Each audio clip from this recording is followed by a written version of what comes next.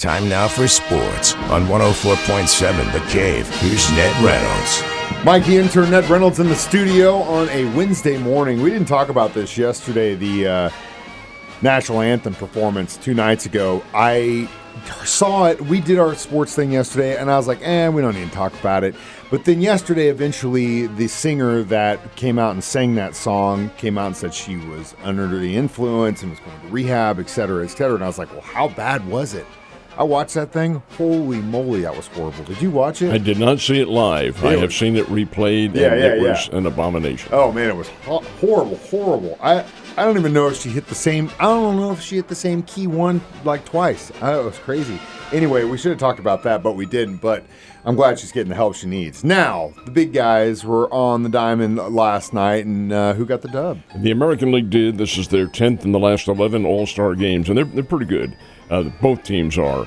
It was a pretty good All-Star game, as All-Star games go. Sometimes they have a tendency to be sloppy. Sometimes they can get very boring because pitching usually dominates. I don't mean boring in a negative way, but the lack of offense frequently rears its ugly head. Did not last night. 5-3, the American League won it, and the long ball was very much in evidence. So who hits a home run to put the National League on top 3-0?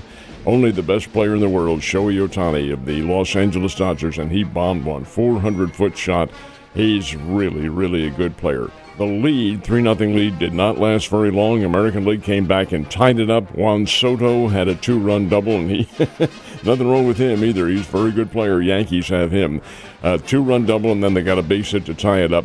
Then in the late innings, Jared Duran of the Boston Red Sox, who's having a breakout year, cracked a 2-run home run. That was the margin of victory, 5-3. The American League beats the National League. Pretty good ball game and good camaraderie all the way around. So, yeah, from an enjoyable standpoint, it was there. I'm anxious to see the TV ratings because they, over the past number of years, those TV ratings for the All-Star Game have dropped.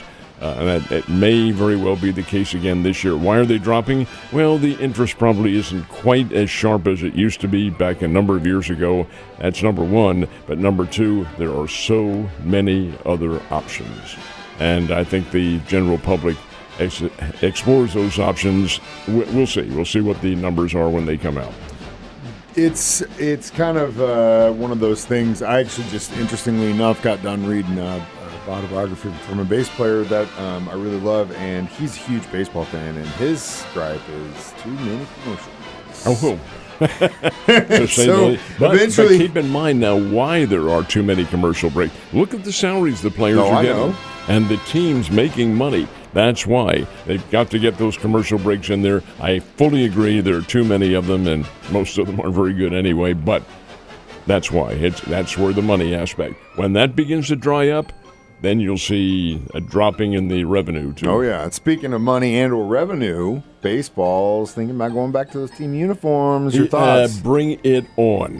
Bring it on. This that they have now with these teams wearing all the same uniform, American League and National League All-Stars, it's nonsense. Nonsense.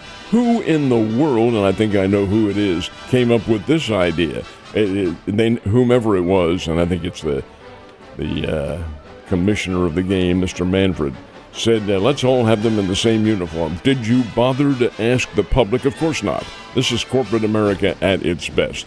The individuals who run corporate America, the CEOs, and they know more than you do. The hell they do. Ask the employees and the constituency, the fans. They never would have liked this. You go to an all-star game to see individuals. They're all-stars. That's why they're there.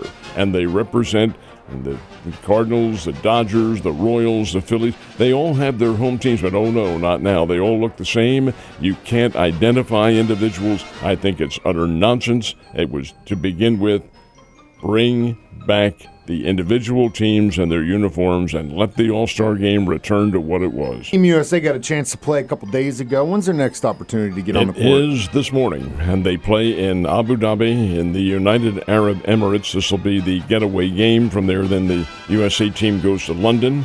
2 more games in London, then across the English Channel and down to Paris for the Olympic Games. This morning, they're playing Serbia. Now, the Serbian team over the years has been pretty good. They put a number of players in the NBA. Do they have the depth that the USA team has? That's hard to say. The Serbian team is led by Nikola Jokic. He is former NBA most valuable player from the Denver Nuggets. He is big, 6'11", 7 feet tall. He is rugged. He's tough to stop. Can he do it all on himself? And this is what they call a friendly game, because after all, it's not one of the competitive games in the Olympics. It's an exhibition. So that's what we see today. Now, the U.S. is coming off a near miss. They did get the win over Australia, but after leading by 24 points, they let that lead fritter away to 6. And the USA won over the Aussies, the Boomers, as they call them, 98-92, and that was a couple of days ago. So we'll see what happens in the Serbian game. Could be and should be a very competitive basketball game. Definitely should be, and go USA. Major League Baseball draft has ended. We were hoping to see a couple local guys go in the second day of the draft. Did we have any in day 3? We did. We had 2 of them go, and these are the only 2 in all 3 rounds, and they are 2 individuals who, in all honesty, I did not expect would be named. And the one we did think would go did not. I'll have to explore the reasons why that happened, but regardless, it did not. Anyway, in the 16th round, the Texas Rangers picked Eric Loomis. Loomis is a kid who was a relief pitcher for the Bears, throws 100 miles an hour, and he is very strong. He's also very wild.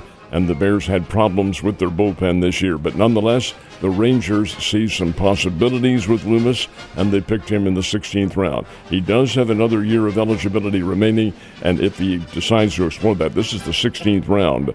Whether or not he goes pro, if he goes to college, I'm not sure he returns to Missouri State. There is a possibility he does not.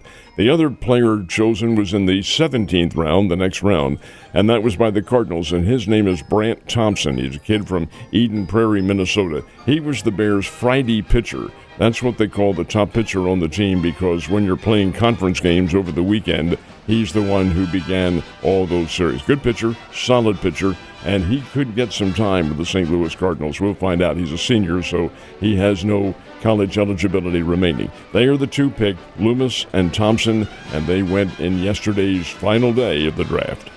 Congratulations to those guys. And last but not least, we had a bunch of golfers over the pond in Scotland. Now, British Open begins, what, today or tomorrow? It all depends on your determination of what we're doing. It will begin at 12:30 a.m. our time. Now, is that today or tomorrow? Technically, it's tomorrow, but it's... Well, some of us are still creeping in, but not me, brother, and I definitely know not you.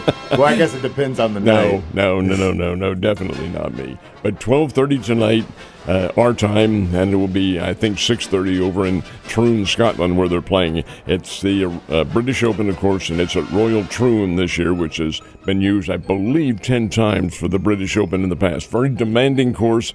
The pairings are all out. Most of the big names, Tiger Woods and company, will play very early tomorrow morning, like in the neighborhood of 8 and 9 o'clock.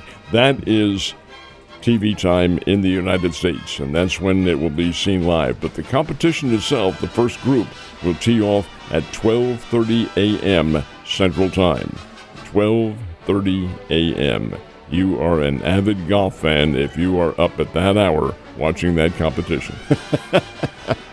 Or something to watch after getting home from the bar before you go to sleep. And actually the perfect combination, if you ask me. Ned, you have a great Wednesday, and I will see you tomorrow.